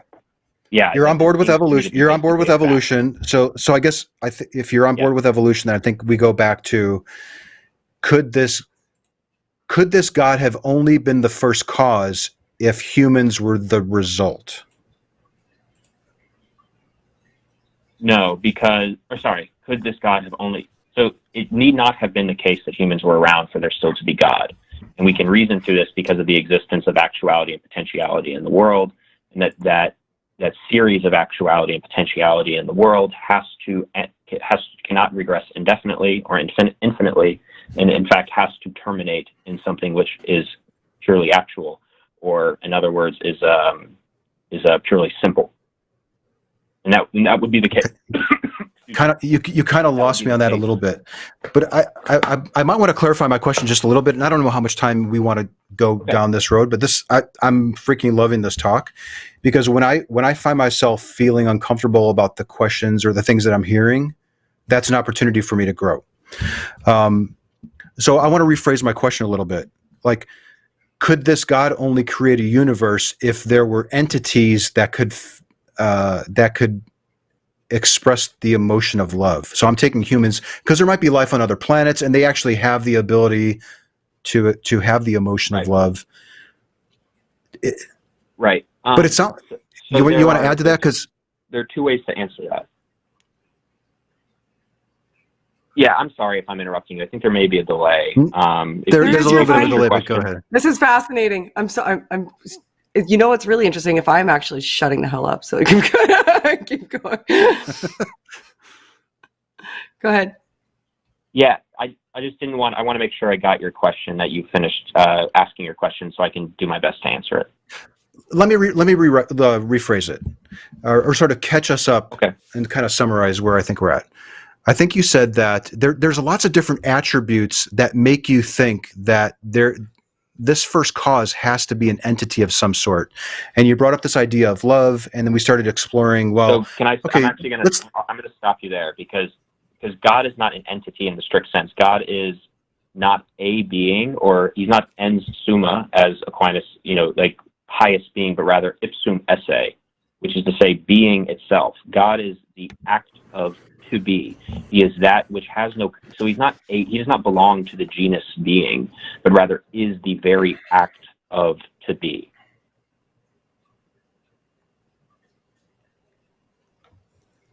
God just is. That what you're saying? Right. I mean, it is to quote the Bible. I mean, in Exodus he says, "Who are you?" And the great I am. Right. God is. Yeah. Period. But from my perspective, we're having a conversation where we're trying to back into the conclusion that this couldn't all happen or be here without a first cause, a causer, is what I keep coming back to. We're clear on that, right? Like, you're of the position that there's a causer, and this causer has certain attributes. And one of these attributes, let's say there's 10 attributes, and we're going through one of them, and there's this idea of love. If you came to realize that you can't demonstrate, well, let me ask you this. Do you think that you can demonstrate any of those attributes? Can you demonstrate this attribute of, what'd you call it? This attribute of love and goodness that you think that this causer has?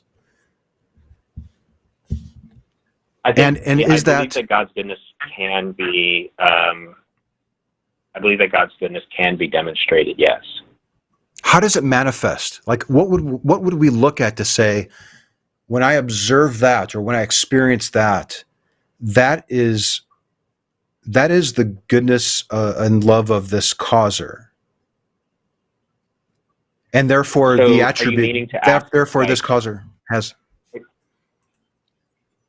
and therefore this causer has that attribute. I'm sorry, it's the delay. Let me know when you're. I know. I'm done. Please. Okay, I apologize. I hope that I'm not meaning to be rude. No. I'm trying to be responsive. You're so fine, Hunter. There's a lag. You're okay, honey. That's happening to Shannon and I too, so it's all cool. Yeah. Okay. So it's a wonderful. And maybe like 5 more minutes on this, and maybe we can move on to somebody else. Yeah, actually, this is going to be our last call. I think, Yeah, okay. Hunter's our last call. So it better be good, Hunter. Okay, all right. Now's your chance. Let me get my thinking cap on. I'll make it very quick. Sure. I think that there are like 2 basic ways. One is something appealing to what we can call the principle of proportionate causality, which is to say that this first cause, if it exists, which is, when we can see it as the sustaining cause within it, has to contain all of the perfections that exist in beings within itself, which is to say that you cannot give that which you do not have, in some sense, and that doesn't it needs to be actually present, but it needs to be present in the sense that you have the motive power to be able to affect it, and so therefore all perfections that exist in the world must exist in the first cause, and we call those things good. We call that which is the perfection of things, or or to use the Aristotelian language, the fulfillment of something's immanent teleology. We consider that to be good. That is what we define as good. And so therefore, via the principle of proportionate causality, it must exist. All perfections must exist in some way in God. As to whether we can ascribe, in a sense, we can ascribe all effects in the world to God. But at the same time, this is not to deny that God doesn't work through secondary causes. such as the natural forces of the world. There are, I would obviously assert that there are such things as miracles, but, God's workings in the world does not preclude him working through secondary causes such as the laws of nature or the beings or the creatures, the created order within nature. Okay. I apologize, but my eyes are glazing over, and I didn't really catch a lot of what you said. So, but it's interesting, and I think, oh gosh, I mean, we need definitions of words, and this is deep. This is deep. Do you hang out in any of the groups or the Discord server? Is this a one-off call? Do you call in frequently to shows, or are you reachable beyond the show? I don't. I called in once before. I mean, as I mentioned earlier, I was an atheist for most of my life, and I did come to believe in God largely through reading these arguments. But I also recognized that I was very confident in my atheism a long time ago, and I now believe that I was wrong. And I hope that I'm not so arrogant as to assert that I couldn't be wrong now. I recognize the possibility that I'm wrong, and so I relish the opportunity to discuss and hear the arguments from people who believe that I'm very wrong, because I am but a man.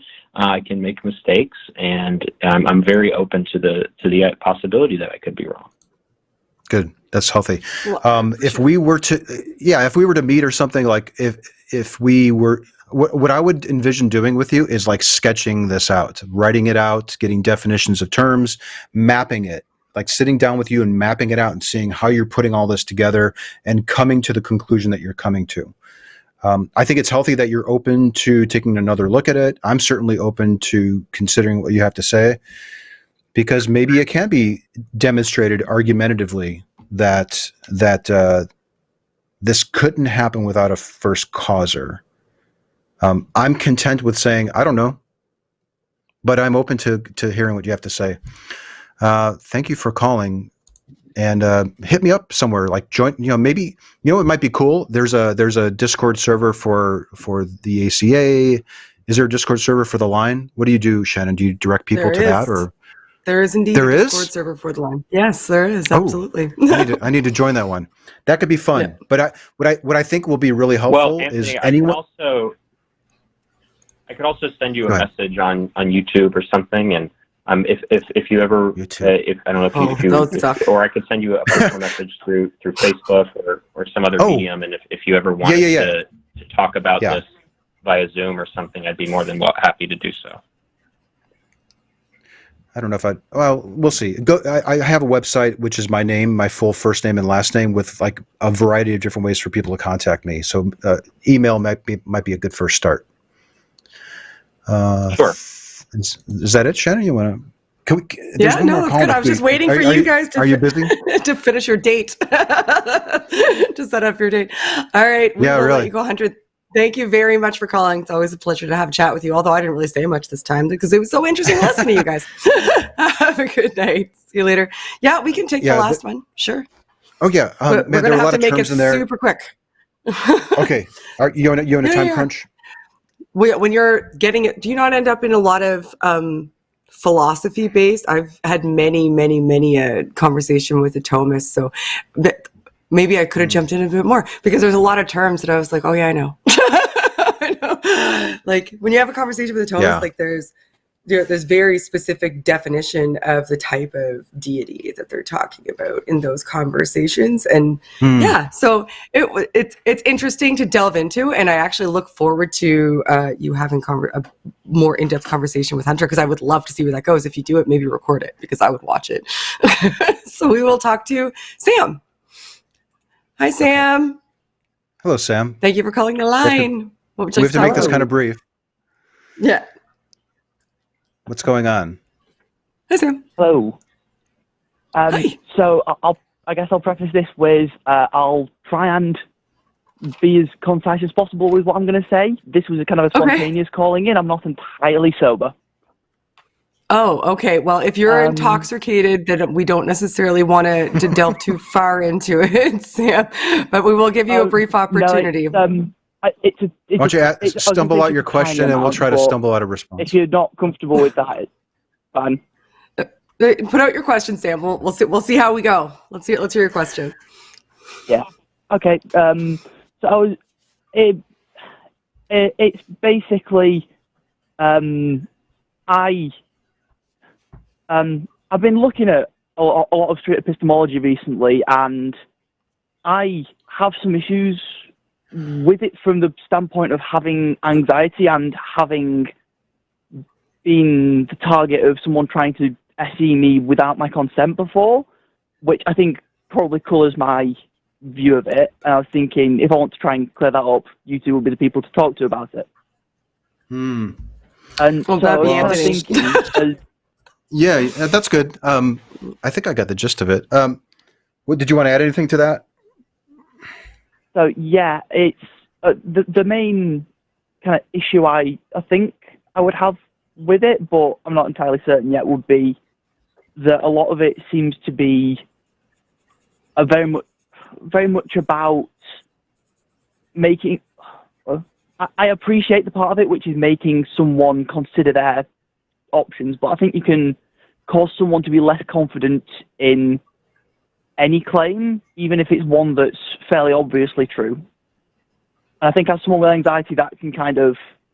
Are you concerned that it's manipulation? Is that what you're attempting to say? That it's manipulating you into beliefs as opposed to teaching you a method, like a way to, or manipulating you out of beliefs, perhaps, as opposed to a way of demonstrating your internal epistemology and scrutinizing it? Yeah, or that it can easily be used that way, even if that's not its intention. Okay. Yeah. So that Yeah, the powerful tool, and when wielded incorrectly, people could use it as a manipulation tool. Is that what you're saying? Yeah, Yeah. Okay.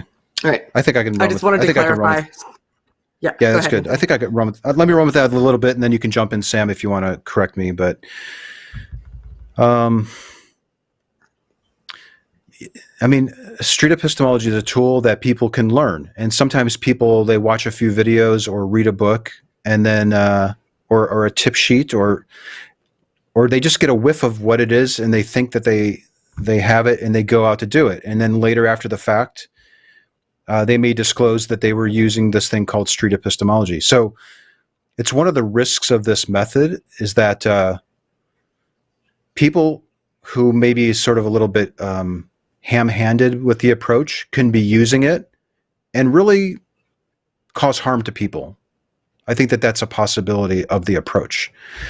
And even people with the best intentions, like even maybe myself with as much experience as I have with the approach, I could engage with somebody, they could end up doubting their position that is actually factually true. And on top of that, they can walk away just feeling horrible about themselves because they were engaged in something that maybe they didn't know what they were getting themselves into. I recognize that that's a possibility. I don't know what more we can do to try to mitigate for that, other than some of the things that you might notice that a lot of us try to do by explaining what it is, by literally telling people, I'd like to ask you questions that will respectfully challenge a claim that you think is true. And ideally, one that's really tied to your identity and you're motivated to act out on it. Like, I want to go for a really deep belief that you have. So, and then there's other things like getting consent to make sure that that's what they want to do. And then trying to end it if I notice that people are becoming particularly uncomfortable, and then maybe even giving people a way to reach out to me afterwards if they're struggling with it.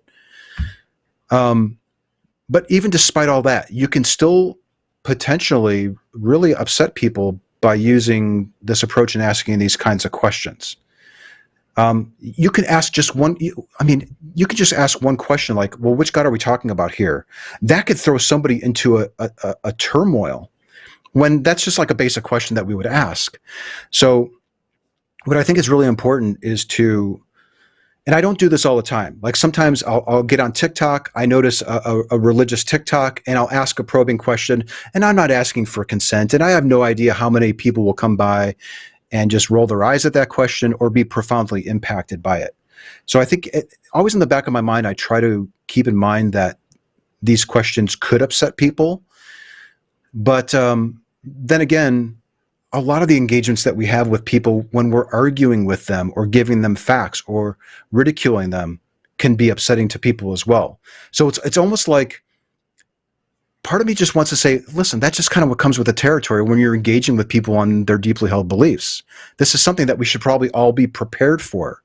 But there's something about these SE questions that is catching people's attention.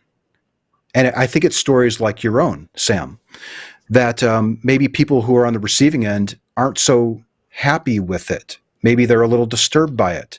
And then that kind of feedback can bubble up and reach people who are promoting the method or trying to learn it or whatever, or they're completely unfamiliar with it. And their first exposure to it is somebody who's upset about having partaken in it. I don't really know if I have a solution for you other than, if you can, try to reach out to the person who engaged with you and let them know what happened as a result of your questions so that they can be a little bit more prepared the next time they decide to use this tool or not. It's the feedback from the people who are using it and on the receiving end of it who are helping us make this better. So the last thing I want to do is like blow you off or just like, that's just a one-off thing. Like, no, I think that's something that happened. We should consider it. It would be great if it was recorded and we can actually point to things and say, did you notice how that person using SE completely ignored what they said and they went for this and they forced a definition on the person? There may be some things that happened in that talk that I would agree with you on and say that was problematic. I wouldn't recommend that you do that. But there's thousands of conversations of people doing this approach, and there's really no way, there's no good way of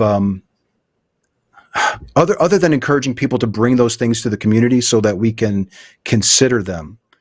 And like I said, we're building a course. Your bad experience could actually help make our method better. So I never want to like blow people off who have had a bad experience or who have criticisms of the method.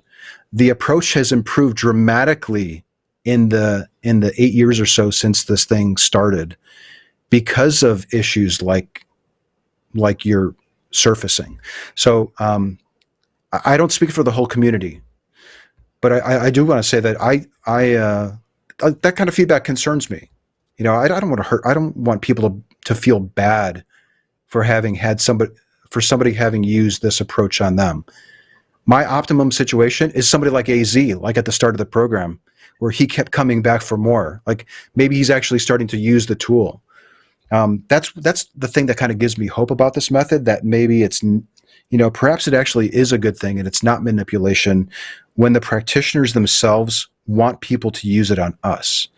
And I think that's the thing that gives me hope that this is a good thing and not a bad thing. Does that help, Sam? Do you have any follow-up? Sam. I mean, not really. Maybe it's me. I don't really have much. Sorry for the delay. It's funny on this end. So I don't really have a follow-up besides maybe the comment that I think when people have been like in the SE Discord server, when people have been learning it, I think I've spotted quite often where they make a lot of, and this just comes from the society we live in, presumptions that say because I'm a polytheist, that something to SE me on is automatically my polytheism, where if you convince me the gods don't exist tomorrow, you just make me an atheopagan. Oh, I see. Yeah, it wouldn't drastically change my life. Yeah, that's another thing too, is that a lot of the people who initially get into this approach are coming at it from an atheistic point of view, and they see the potency of the tool, and they're so eager to use it on a theist. It's almost like I've seen it. We Every get excited theist when becomes we see a mark at that point, and then theists don't want right. Yeah, and yeah. We need to shift this mindset of immediately going for the things that we think we need to correct in other people, and actually just listen to people and wait for you to state your claim, and make sure that we're talking about, like, when you say you believe in a God, is it the concept of a God that you believe in, or is it actually an entity or entities? And I think we often just sort of run with it, and And yeah, I'd be pissed off too if people were asking me questions about a position that I don't hold. That would be extremely frustrating. So that's something that we need to work on as a community to do. And I do think that like the essence of the community that I notice on Facebook and Reddit, in the YouTube comments of SE videos, on the Discord server, is, I think, one of, let's slow it down, let's be respectful, let's get clarity on what's happening here, and then if you agree, we will proceed. That seems to be the culture of where this is right now. It may not be the culture. Maybe I'm in a bubble of my own bubble. But it seems like that's the culture, and it may not always be that, but it seems like that's where it is, and that's probably where it will be for a while, until we have divisions and splits in the community, and that's going to be a sign of growth. And you're doing SE wrong. I mean, I'm sure this is all going to happen. But if you're in the SE community, my advice would be to surface your complaints and be willing to talk with people about it, and ideally give feedback to the person. You don't necessarily want to embarrass that person, but maybe you can just reach out to them personally and just let them know, I didn't really like that. Yeah, and that kind of chatting just here has reduced some of my concerns about it a bit, at least, which is always useful. Good to keep communications open. Yeah, that's good. And like the most important thing, I think, this is me interjecting as someone who's not a street epistemologist, but somebody who spent a lot of time in my life studying communication models and manipulation tactics. I don't see it as a manipulation tactics. And one of the reasons that and the most important one, I think, is that there's open, forthright consent entering into the conversation. So you don't owe anybody a dialogue. If approaching street epistemology is something that gives you anxiety, maybe learn more about it. Or if somebody approaches you wanting to have that conversation, you always have the right to say, no, thank you. Like if street epistemology is something that gives you anxiety, I would strongly recommend not approaching that Discord server unless you have somebody in there, you know what I mean?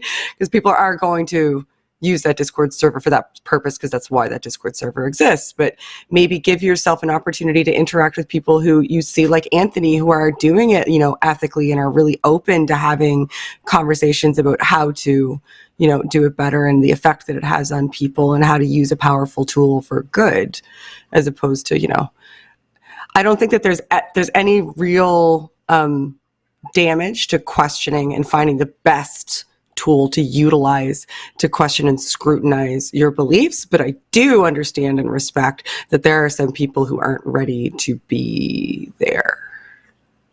Yeah, or they okay. were unprepared, or maybe they were unprepared for the impact that the questions had.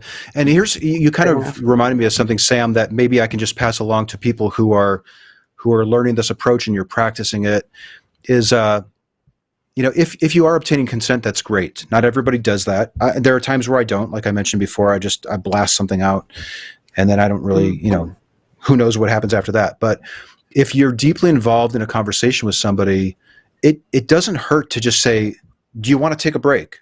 How are you feeling at this point? Are these questions too uncomfortable? Do you want to ask me any questions in return? Was there something in particular that I said that's really eating at you that you want to clear up and get off, address before we go any further? You can occasionally check in with your conversation partner to see, how is this going? Do you need a break? And we probably need to do that more. I have to say though, as a practitioner, it's hard to slow down when you're on a roll and you're just like pillar after pillar just falling. It's exciting as a practitioner when you notice that happening with somebody, especially if it's a belief that you yourself don't think is true. It's very exciting, but we have to consider the impact that it's having on the person on the receiving end, because it could be very upsetting, especially if there's a cost to discarding this belief or significantly lowering my confidence in it. So check in with your conversation partner regularly, I'd say. I'd love to just spend 2 hours talking about conversation ethics. I think that's interesting. I would love to do. Oh man, yeah, we just scratched the surface on the whole manipulation thing. Yeah, we need to get into it further. Yeah, manipulation tactics and conversation ethics are both fun subjects. Yeah. You and I'll do that someday, Anthony. We'll give the people what they want. You and I'll do that. So, Sam, we do have to let you go. Thank you for calling. It's actually, I appreciated the opportunity, because you're the only theist who took up the challenge, and you were an absolute delight and wonderful. And thank you very much for calling. And I hope you enjoy the rest of your libations and have a good evening. Thanks, Sam. See you later. Cheers. Bye. A lot of the guys. Thanks. Yeah, thanks, Sam. That was great. I really appreciate that. And not all of the criticisms or concerns about SE come from theists. That's a lot of them, and they're noisy because they're watching videos of theists who hold the same view that they have, and that they're inept in their responses, and that they're showing signs of doubt. It could be very upsetting. But we also listen. I think people in the SE community are probably harder on SE than people outside of the SE community. That's such a good thing. I think so. And I've never tried to discourage people from doing that. I really haven't. Like, I want Sam to, it sounds like he's already in the community. Like, surface those reasons. Let's hammer it out. Maybe we can build something into the course that we're putting together that thousands and thousands of people will be using to try to head that off. Yeah. Right. Because one of the things to consider, oh my God, I'm just going to do a little bit of this now. We'll talk again later. But one of the things to consider is, and I think we're just finding our stride, right? Right. Right. And that you touched on is that, let's say that somebody does come to like a true belief, right? Like, so they change their mind, or at least what you would see as a true belief. Like they deconvert out of like Scientology. I'll pick that because I think it'll trigger the least amount of people, and the ones it does trigger, I don't really care. They come out of that. That's something that's a deeply held belief. There's entrenched systems that are built around that. They're in this conversation with you, and then that is the domino that topples that stuff down. And a lot of like, then what next, right? Like, you have just been you're just the person who flicked the domino that knocked them all down, and then you exit their life at like things like that are things that I think about. Yeah. Right? Yeah. Like, you don't, like, are there support networks that you could like maybe be offering people when you have these sorts of conversations? Like, secular therapy project cards might be good to hang. Anyway, I could talk about conversation ethics for a really, really long time, because those are the things that I think about in conversation, because you so want to be careful. And I tweeted this out today, that creating another system of manipulation will never be the way to defeat a system of manipulation. Not that I'm saying that that's what street epistemology is. I do not think that it is, and I'm going to state that explicitly. But I think a lot of us, when we find effective strategies for things like debate or conversations about theism or atheism or effective arguments, we can tend to hammer them in without thinking of why they work, how they're affecting people, what the blowback might be, why is there pushback. Like, really, like, scrutinizing how we engage with people is something we don't do as often or well enough in communities like ours. And I love to see it. I love to see more of it. So I enjoyed this immensely. Yeah, we could, like I said, we could probably talk for hours on that. Like, yeah. What happens after that person leaves? What's your obligation as the facilitator of the talk where you were using this approach? And but also, and the solicitor sometimes in many cases. Yeah. Other people have said, well, Anthony, why do we have an obligation to do that? Like, what's so different about it? You're just asking some questions and you're leaving them with something to think about. Like, I don't feel that I have an obligation to do anything after the fact. And I don't really feel that it's my place to tell them that they should do that. We've SE'd the effectiveness of SE and the obligation that we have. Like, we use this same approach on the claims. Yeah, we eat our own dog food in the SE community. Do you ever? It's like I haven't heard that before. Yeah, there'll be some people who get that. I think it's like in the software business. If you build the software, you better be using the same software that you're also selling. Like, why wouldn't you? I'd love to talk about because I hear so many people. Like, I love the method, but there's also like, when you hear enough of people like making noise about something, and you do quite a bit with SE, it makes me think like, okay, you know what? Like, you want to be standing on solid foundations, and if the entire foundation of this is like, it's good to scrutinize. Like you said, eat your own dog food. It's like you use the same method on you, like scrutinize it. So that's really good to hear. I really enjoy it because conversation ethics are super important. And I'm derailing this entire show that was supposed to be over. No, that's okay. One more thing. You have to also remember, the street epistemology is a concept that was in a book that a few people read, lots of people read, a few people set out to do it, and we're starting to notice, like, wow, like what's really happening with this method? What are our obligations? Yeah. We're just Joe Blows who have picked up this technique and we're using it, and it seems like something's happening. And maybe we'll get to the point. Maybe one of the objectives of the nonprofit will eventually be developing standards, but who knows? Like maybe that will actually kill SE if we lock it down too much. Maybe the beauty of it is that it is kind of a grassroots tool that you pick up and you can put your own little spin on it and use it how you see fit. I don't know. I've got more questions than answers on that. What? You and I can talk. It doesn't even. Well, this show is over. Hi, everyone. That's right. We're on a show. Thanks for tuning into The Line, guys, where me and Anthony apparently just forget that we're on the show and talk about things we want to talk about. I appreciate everybody who called in today. Thank you very much to the producer and the call screeners in the background. You guys are amazing, as well as all the moderators in the chat. Make sure you look at the description links down below.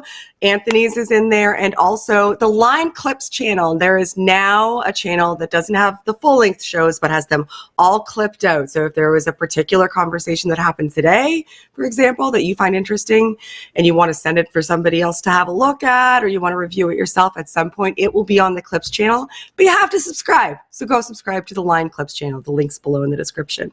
Thank you so much, Anthony, for being here today and tolerating all of my foolishness. And thank you so much. I totally enjoyed it, and I feel like we just scratched the surface. But thank you so much for having me on your show. Really appreciate it. Oh, I'm so excited. It's been a long time coming, and now you and I are going to have to talk again because I am relentless, and I won't let you forget. So, everybody for tuning in, thank you so much. And as always, everyone, help elevate the discourse. Bye.